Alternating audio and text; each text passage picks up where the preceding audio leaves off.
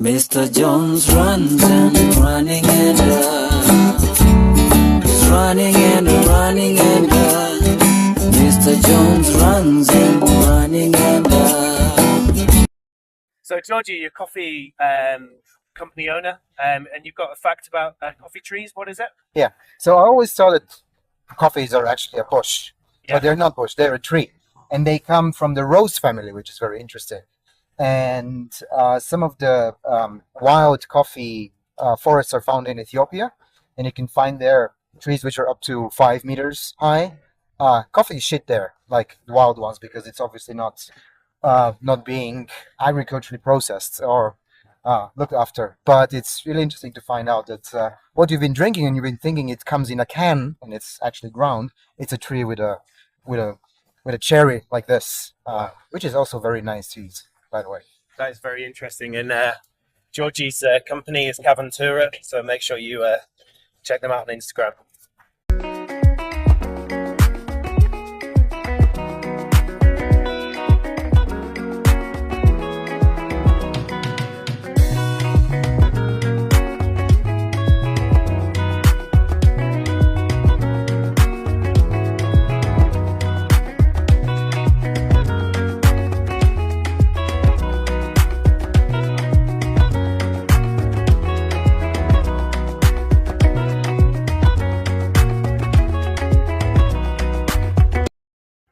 So we just stopped, kind of side of the road.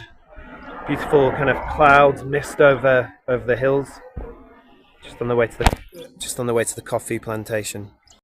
Name? Boss. Oh, hey, boss! Nice to meet you. Take care.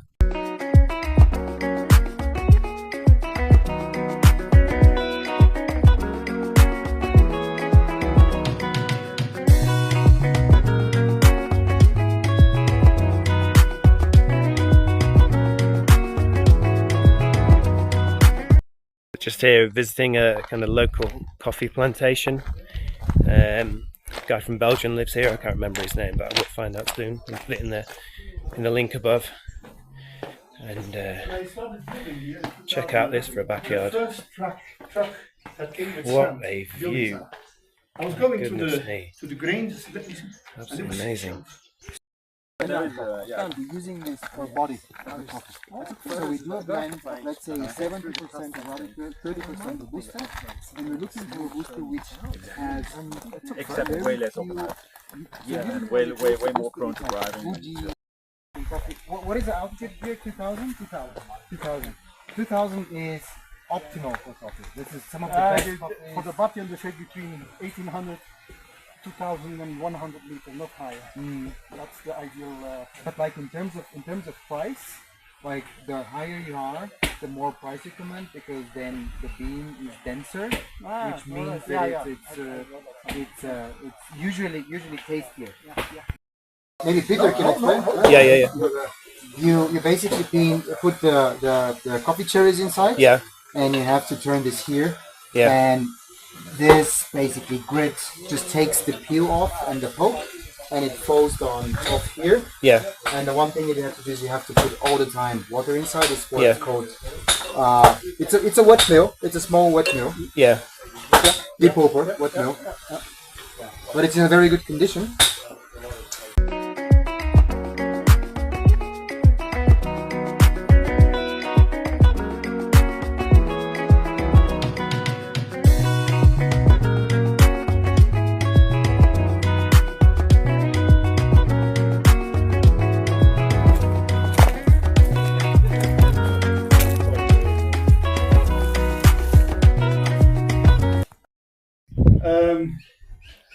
And in the beginning there were hippos in there. Hippos, crocodiles. Really? They're all gone because it's erosion, soil erosion. People are cutting trees, and the soil comes into the lake, and now it's very shallow. So the crocodiles are now in the river. Mr. Jones runs and running and Good morning, boys and girls. This is MrJonesRuns. So I've just been shown around Peter's house and plantations, coffee plantation. And this literally is the most interesting person that I've ever met in my life. So I've asked him to do a minute or two just to talk about his life story. So Peter, would you like to start with the Olympics? I think that's quite interesting. All right. When I was young, I was like a talented swimmer, so I made it up to the 1972 Munich Olympics. Okay, I was out in the first round, but okay, I was there. So then, because I wanted to see the world, I joined the Navy. There I became the diver. Because the money was not great in the Navy, I started commercial diving on oil rigs for a company in Luxembourg. So at 40, you stop working as a saturation diver because the physical challenges are very high. So then I decided to build myself a camper, and I traveled, let's say, half of the world with it. I arrived in Kenya on my way to South Africa. Fortunately for me, I found the place that I loved here.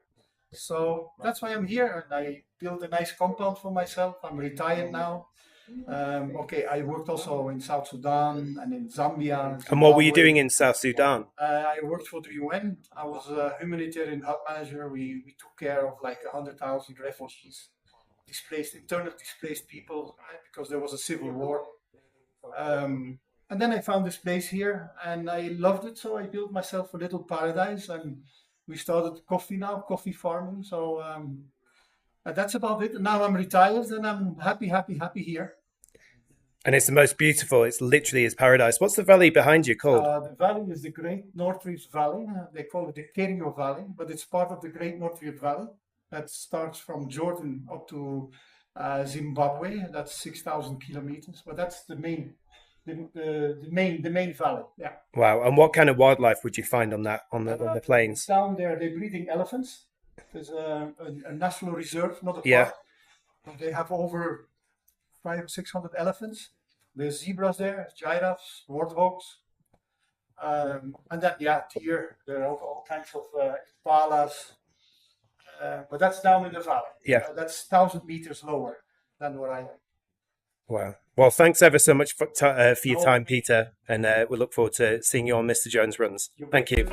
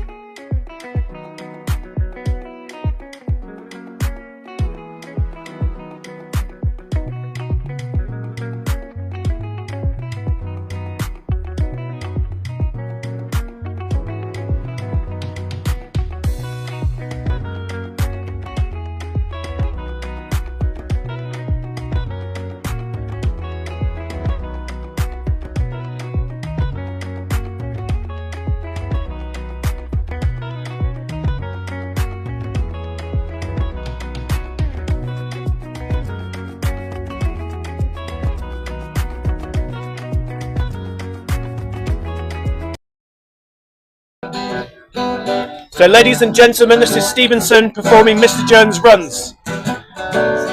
Running and the running and the running and the running and the with Mr. Jones Runs, running and the running and the in Kenya you're running and the home of running and the running and the Iten is running with Mr. Jones Runs, a teacher from Newcastle, all the way in Kenya, going to the high altitude mountains of Iten to run and the run and the run with the Kenyans, running and the running and the Mr. Jones running and the running and the best place to be running. running is Kenya. Cause your favorite super fast thing is a cheetah, and it's running and the running in the Kenya. It's a running and the running and running like the way you ran on your 13th birthday through the city streets wearing a monk. Cause you're running and the running and running and the running and the running and you're running with your favorite Buddha joke, and this is how it goes. Come on, y'all. Woo! A picture of Jesus on this bloody altar. What the hell ain't this got Buddha? Running, running, running, running, running, running away from the Jesus toast, cause I need me some toast with some butter. Cause we're running and running and running, cause we're running and running and running and running and running and we're running and man, I can't believe this ain't butter. We're running from Newcastle right through to Eton, cause we're running with Mr. Jones is running. So we're running and we're running and we're running. Eliud Kipchoge is running and Faith Kipyegon is running and the Kenyans are the best long distance runners, and we're running and we're running and we're running and we're running. And when you're in Kenya, this is what we tell you, brother. You're not running, man. You're not running. If you're not running, you're not running. Keep jogging. Keep jogging, my brother. Keep jogging. Cause if you try to run like a Kenyan, you'll cough the shit out of your chest. And we're running and we're running and we're running and cause we're running and we're running and we're running and cause it's the best place to be. Cause of the high altitude, it makes your lungs resistant to the lymphatic milk that is produced when you're not running and running and running in Kenya, man. Because we're running and we're running and we're running and we're long distance runners, and we're running and we're running, and that's why we're running with Mr. Jones is running. Subscribe.